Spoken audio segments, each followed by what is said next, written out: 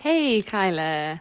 I hope you're doing all right. I am thinking about the conversations we're having at the moment about food and how that emerges and the writing that we are creating through the Sick Day Banquet and how we could expand upon that.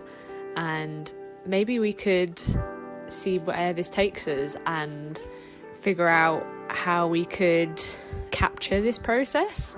I think this could be really cool to explore a lot of what we're talking about in these texts and kind of bring them to life in some way. Maybe we could do like some kind of reenactment of process of having someone cook food for us when we are at our lowest ebb. You know, maybe we could do some really cool Zoom recording or something like that with Neve and Greg from the Chopping Club, and I could kind of like pop in and see where you're at, and it'd be really cool to kind of like see the process of this amazing recipe that you've written for Day Banquet, and see it come to life. Let me know what you think. I'd really love to try this out with you. Okay, I'll catch you soon. Bye. Hey Bella, I am absolutely well up for that idea. I think it's a great way of tying the Sick Day Banquet into, I don't know, a performative recording. Yeah, I'm into it. And I love Neve and Greg, of course, and the Human Libraries Project. So let's make it happen.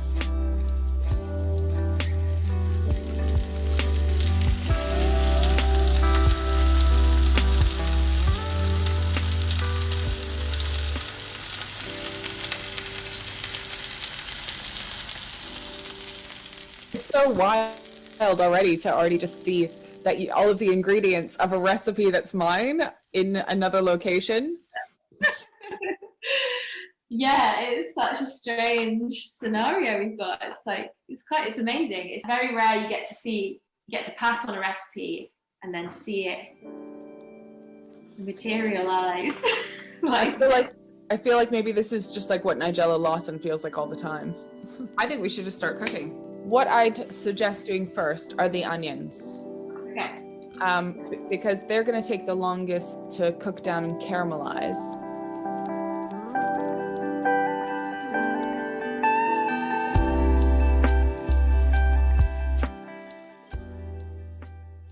Hey, Kyla. I just thought I'd send you a little message to say hi. How are you doing? It's quite like a dark but bright day here in Chesterfield. I've had the second day of my new PA, which has gone really well.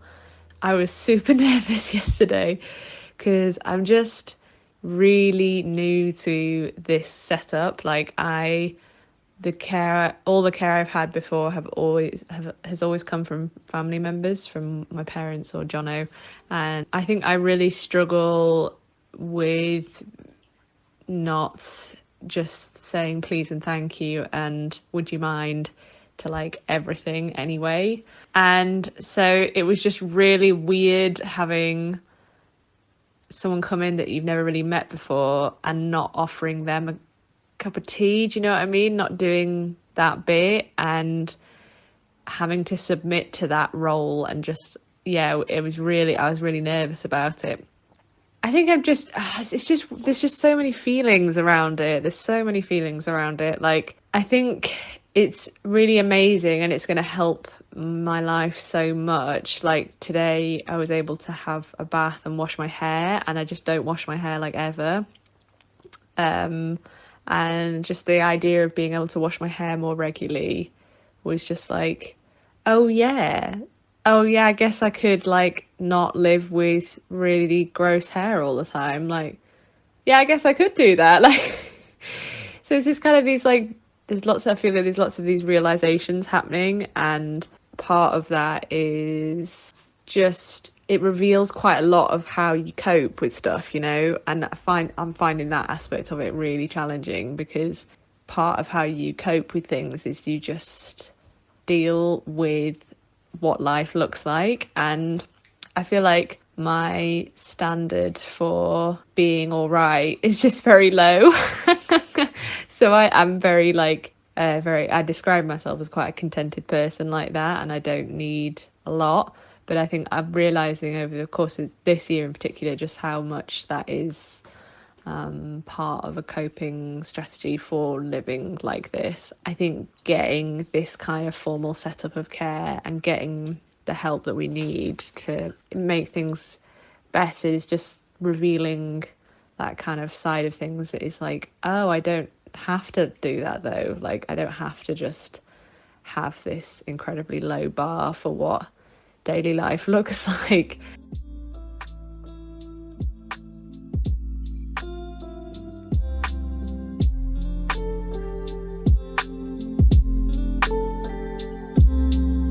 You put the pot on the hob and just start heating that up, but don't put any oil in the hob yet.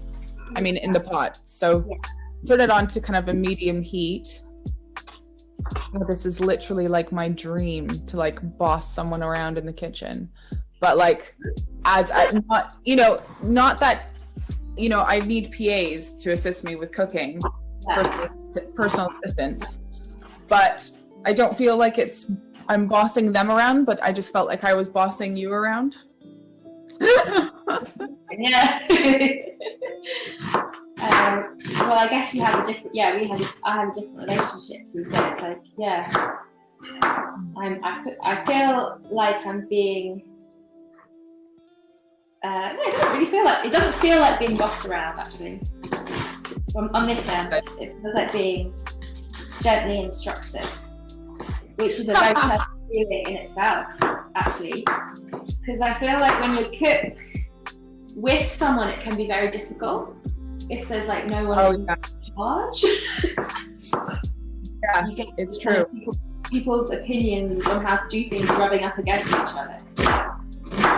It definitely would be kind of more meditative or something, just doing one task at a time.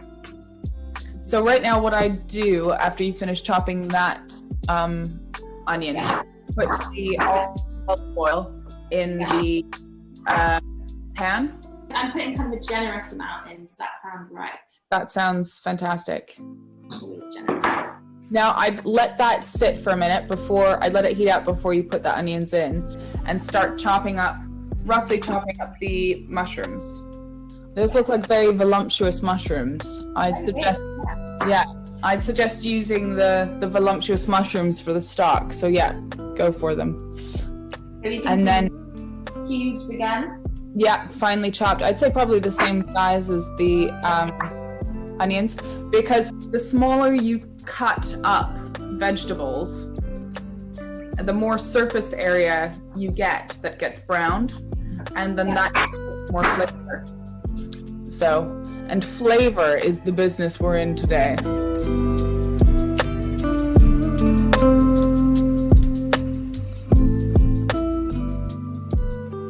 Yeah, I'm so interested to hear more about your experience of having PAs, because it's like something, I think because I was so young and dealing with so much trauma when I first had PAs, in terms of like physical trauma and just my body and understanding what disability meant in society and all of the changes towards me and my physicality so completely within such a short period of time, that dealing with PAs and having them was just part of that, and it all felt very necessary. But I think that I think it's great that you're able to kind of critically, theoretically, emotionally, and practically understand your relationship to quote unquote care that isn't from family. I've actually in recent years just kind of taken the plunge to say to my family, I'm always going to come to Canada and travel with a PA, because that is what gives me autonomy. Whereas when my family does my care, it means that we both end up compromising. they kind of compromise with not being able to kind of go to work or, I don't know, spend time with friends or whatever. And I compromise because I generally ask for less because they're not being paid to do it. And there's this whole idea of just helping out rather than an actual idea of what a PA is for, which is to give you autonomy and choice and be that kind of support without the complications of familiar relationships, but also there's a grain, there's a kernel here of something that's different, and I'm trying to articulate it, and it's like the idea of helping out, which is still seen as like an altruistic way of being.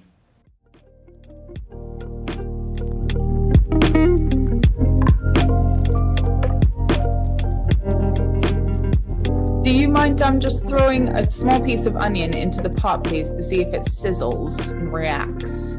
Yes. Sizzling? Yes. All right, so I think that all the onions can go in, please. Oh yeah, I would love to see in the pot right now. Right. Oh. So those look like they're steaming and coming along a lot more. That's probably enough celery, maybe even Yeah, just you know. probably two less. Yes, 6 stalks. Do you reckon? I think it is really hard to get an understanding of scale here. Yeah. That's It's probably I'm realizing how much I kind of rely on scale, like visual scale, to understand measurements of the balance of flavors. yes, definitely. Yeah, So well, maybe if it's plump celery, then I feel like that's what you have in your hand is a good amount. they're looking good. They're getting that nice and soft. But do you want them to kind of caramelize? Yeah. Yeah. That's the celery chopped.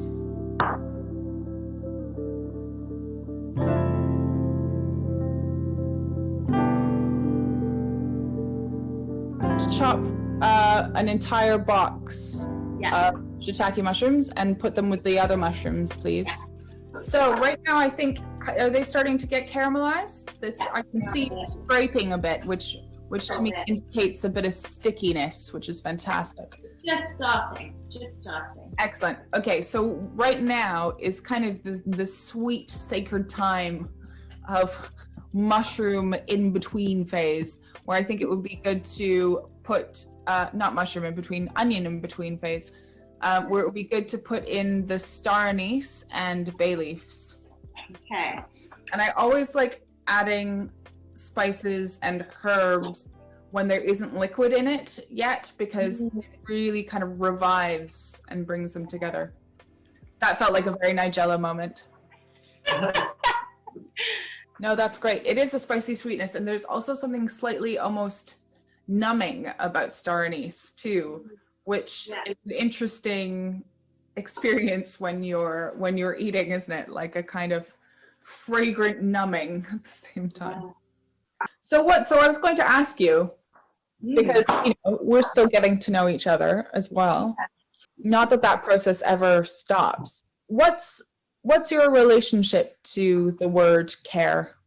So it's something I think about a lot in relation to the work we do in the libraries. I think that's probably become like care is at the forefront of my mind, because I kind of feel like one of my roles in that space is to kind of try and make as many people as possible feel welcome and kind of cared for, really, in the space that we create, whatever that space may be, in a workshop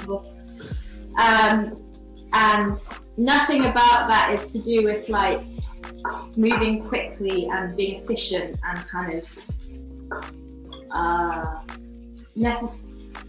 and like having a fixed outcome necessarily in that space.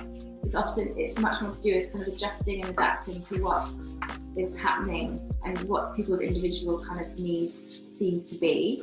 And yeah, and that every action is kind of on our part as people who are responsible for that space, being as kind of careful and generous as possible. Maybe that's how I'd express it in terms of. So beautiful.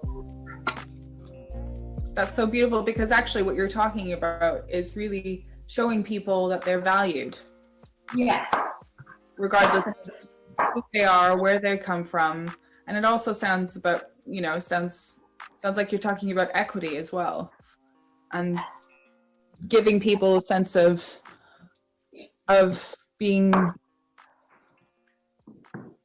heard and welcomed and listened to in a space that's for them. And like you facilitating that. Hard space to create in like capitalist society. I always kind of harp on about capitalism and ableism and how they're so interlinked, and how capitalism doesn't allow for almost for humanity, and it's seen as where individualism is really rewarded in a capitalist society, and it doesn't kind of allow for these open structures of care that aren't about self-care. It's actually it's less about self-care and more about collective care, where we kind of dismantle the structures of capitalism to then be able to understand people and support people and live in community and connect and be kind of in the moment and really hold that space and understanding. So I love that's what the library sounds like a microcosm of, and what you're creating as well. I think what you could do now is put the mushrooms in. All right.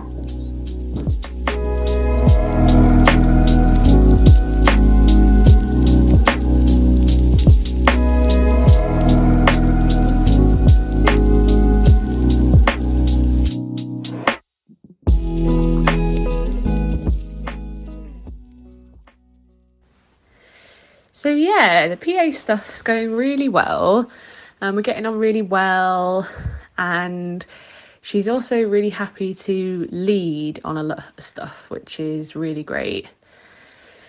It's just weird though, because often just like the nature of gaining access to certain areas of support, like going through social care systems, through benefits and welfare, it all requires you to have to totally bare your soul at every turn about like the clinical nature of how your body exists. And it's just strange being so institutionalized into that format of like constantly having to give out all of this information of like the terms and conditions of your care in ways that are like so explicit and so cruel and very cold. And then all of a sudden you get through it and then you're like actually getting the care, and it's just not like that. I'm having to unlearn a lot of all of that horrible stuff where you're having to constantly justify everything, and my PA is just like just getting on with it and not really thinking about it. Like she doesn't need like any direction at all. And I think the thing that's really kind of blown my mind a bit is just how normal it is for her to do all of the other kind of lifestyle, general household stuff as well, which I was so kind of nervous about, because it seemed like something that you weren't allowed to ask for that in the social services stuff. And it's all very forthcoming from my PA, and it's really great. It's really, really amazing. It's just very like there's lots of ways in which it reveals all the other kind of painful bits about it, like just the fact that like I'm, like the house is just now clean on a regular basis, and I'm like, oh oh right, like it's just odd, because I guess it just reveals what you put up with, and your kind of level of like acceptance around how things are. And it's just this new phase is kind of going, it doesn't have to be like that though, it can be better. And it's just odd. It's just an odd feeling, and it's an amazing feeling too.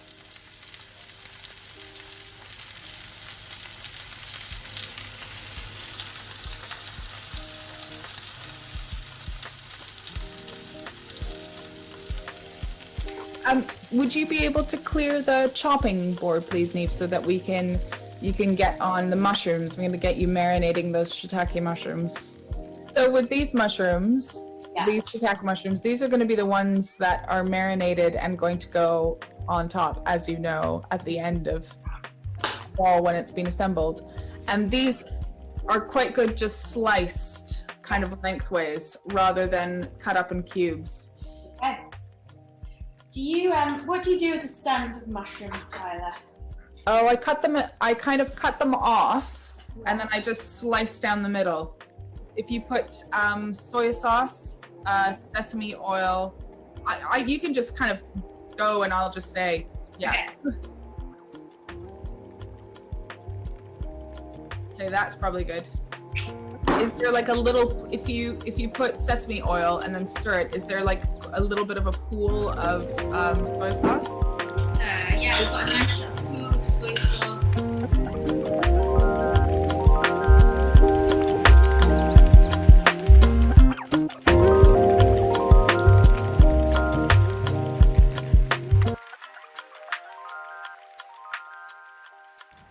I see all of my PAs, and I see their strengths and their weaknesses, and I subtly and unconsciously plan what I'm going to eat, what I'm going to do based on their strengths. Because obviously I'm directing them, but there's a certain amount in which I want to be able to not direct them, and for them to do their own thing for me, if you know what I mean. So yes, what do you feel like are things that your PA excels at?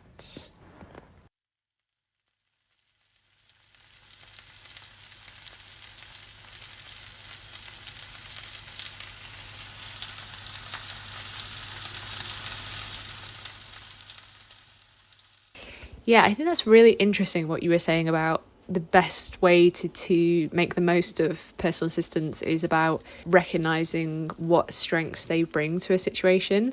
And I think I'm finding that more and more through the food that I want cooking when I'm at my poorliest, and how this is kind of like morphing into a version of what would normally be my go-to recipe. And it's evolving into this version of that where she's coming along with her strengths and her like signature on that. And yeah, it's really interesting to see how that's coming together. So what has started for me as being my go-to poorly dish being scrambled eggs, now it's Michelle's egg fried rice. And yeah, I think that's really interesting how that's kind of coming together, and I am loving the kind of like surprise of that, and the way in which the unexpected nature of kind of revealing the different strengths that a PA can bring to that situation. It's really interesting. Just start tearing up the kombu whilst the other frying pan is getting hot, and put it in in with the mushrooms. Yeah, just like small pieces, or yeah. Maybe you could just roughly chop some ginger and put it in with the carrots and celery. Do you peel your ginger, Kyla? Yeah, I do. Yeah. I mean, I don't think it's totally necessary if you have really kind of Nice. if you have really nice ginger and the peel's not a bit hard, but sometimes I buy so much ginger that often the peel will get kind of a bit hard on some of them, and so I'll take it off. But the fresher the ginger is, the softer the peel is. Yeah. So That's a good amount. yeah, that's a good amount. So after you've given that a bit of a stir and kind of incorporated the ginger into the carrots and celery, if you could just pour the water into that pot. Yeah. This, I always use the stalks because nobody really uses the stalks for cooking. So I just take the entire stalks and just give them a bit of a rough chop and throw them in the stock pot. How are you doing? How are you able to like get any like cozy foodie comforts in amongst all the kind of busy schedule you've got at the moment? I really hope that you are. I'm really trying to make room for that in a way that I find really hard sometimes. I think like resent being hungry and it's kind of like, again already, like, but I already did that. And I think making space for the nourishing aspects of it, both like spiritually and like physically, like that really, really seems to help. And I think putting the kind of food in a really nice, like just putting it on a nice plate sometimes really makes a difference, and trying to do more of that, because when you're so finite on reserves, it's just like, but I can't spend it on this again. Yeah, so I really hope you're able to do that over the next few days. Maybe we could have an overview, a little pot cam. We have pot cam. That's so cool. Hey! Oh wow, that does look really good. This is so great because like when we cooked it at the library, I wasn't there for that one either, so it still eludes me to this day. One day, Bella, one day. One day. So I think the best thing to do would be for you to strain the stock. So does what happens with the the stock pieces? Do they just get discarded, or what happens to those? They've done their job. They do. They have done their job once the stock has been kind of boiling for about 20 minutes and then simmering. It'd be nice to do all day or for a few hours. Could you please just take a sip or spoonful of the stock and taste it, and then report back, because based on what you say is going to kind of change how much it's doctored. Wow, it's very delicious. It's like sweet. Caramelly. Ooh. Yeah, it's really flavorful. It's really rich. I think Really? It needs some savouriness, which I know is like in the doctoring. Okay, great. So then I think we need to put like a really large teaspoon of Marmite, please. Ooh. Yeah. And then what I do is maybe add another teaspoon of the bouillon, or like Yeah. like I will do that. the equivalent of a heaped teaspoon. Do you mind then tasting that and letting me know how the salt ratio is? Okay. Getting a very hygienic way. I think it's delicious. It probably needs a little bit more salt. Okay, great. So then if you start adding soy sauce, and I'll just tell you when maybe. Okay. So good. Yeah, that's probably good. Because remember, the mushrooms are going to be quite salty because they've been marinating in the soy sauce. So now, if you could also take just a squeeze of the sriracha. Yeah, I'd say that's probably good. Yeah. All right. Now, before you taste that, if you could put the eggs in, please. Are they large eggs or medium eggs? I think they're supposed to be medium. Yeah, they're medium. Okay, then I'd say 5.5 minutes. Why don't you have a taste of, have a taste of that. And then if that's totally, Oh my god. That's so good. Oh wow, it looks amazing. okay, do you want to, so how is that in terms of, do you think it needs anything else? No, I think it's perfectly seasoned. It's delicious. Yeah, I think it's Okay. right. It's great. It's right. Because you're almost going to be getting a bit of the fresh kind of almost savory, crisp, oniony taste from spring onion on top. Yeah. So remember that's going to, when you're thinking of the stock as well, think of the other kind of elements. We've got the kind of unctuous egg yolk that's going to be coming, and then we have more umami. Maybe you could just chop the spring onion. Is Neve been a good sous chef so far then, Kyla? She's been, well, I mean, she's not even just a sous chef. I feel like I'm a sous chef. I feel like she's the chef and I'm just kind of. Oh no, definitely not. It's like, I don't know. I'm not sure I quite qualify as chef. I feel like I've been in, you're definitely in control. Yeah, that's what it feels like. It feels like you're the driving seat, and very thin, as thin as you can. and these will be like a garnish on top, will they? On top of the roll. Thank you so much. Bye. Onion close up would be lovely, please. Close up. My hand for scale. Excellent. Okay, I think maybe we need a bit more spring onion, but what we could do is if you just put the oil in and get the mushrooms on,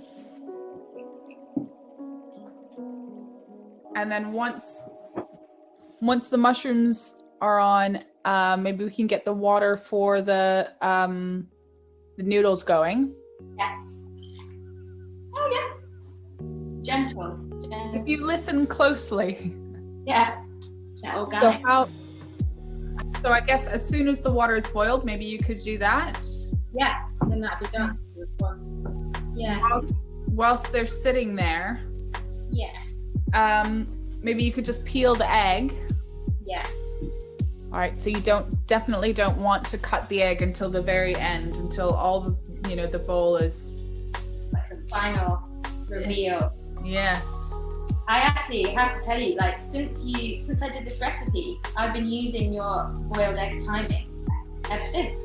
And then I remember, like, I was just look it up, what's the perfect boiled egg. And then, yeah, when we made this in the library, they were so good. It was just how I like them, like runny, but not too runny. All the whites kind of done. Yeah. So I've been doing 5.5, 6 minute eggs ever since you've done that. Oh, amazing. I'm such an influencer.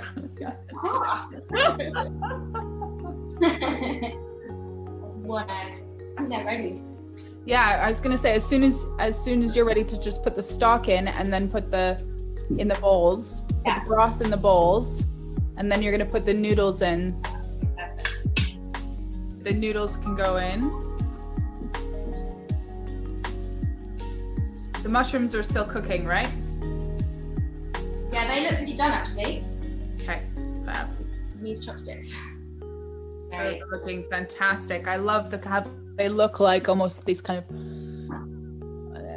very organic islands. Yeah. Organic noodle islands. You can put the mushrooms in a pile, half and half. I think it is time to do the egg. Okay. Egg reveal. It's big as well. Big moment. They are perfect, I would say. Excellent. And then the spring onion in another little pile on top. As you know, I like the little piles. And there we are. Yay! You did it! Fantastic. We'll have to. Oh, yes. Yes, that looks fantastic. Wow. Exactly as the collaged recipe looks. It does, yeah. Fantastic. Well, I can't wait for the two of you to sit down and have a... Yeah, we've got to ready to eat. This is exciting. Thank you very much. Thank you very much. Thank you very much. You're going first with the broth. It's really good. So nice.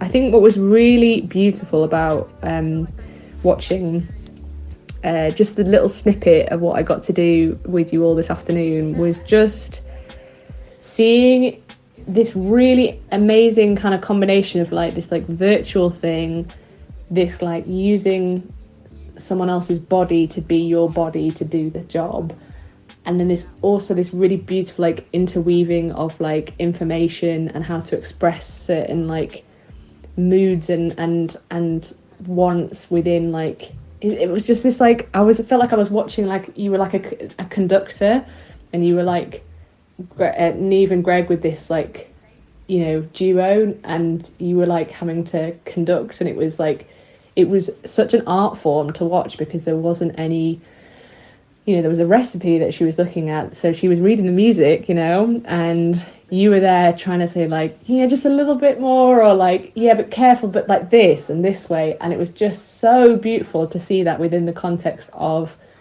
like care in that way. And like I know that obviously like the reality of that setup is slightly performative, and that obviously like she's not actually cooking for you, but it felt like an embodiment of that practice. It was just so beautiful to see. And I think as well, it really touched me in a very personal way, because I'm really struggling with the PA stuff in lots of ways, and it's not a struggle, but I can feel the internalized ableism within it it still feels like a very like hard thing to not feel that, and like holding back a lot of what I really want. And like it was just really beautiful to see. It felt like you were completely autonomous within that position, and it was just like so gorgeous to see you just like, yes, this much and like this and this way and a touch of that bit, but like, you know,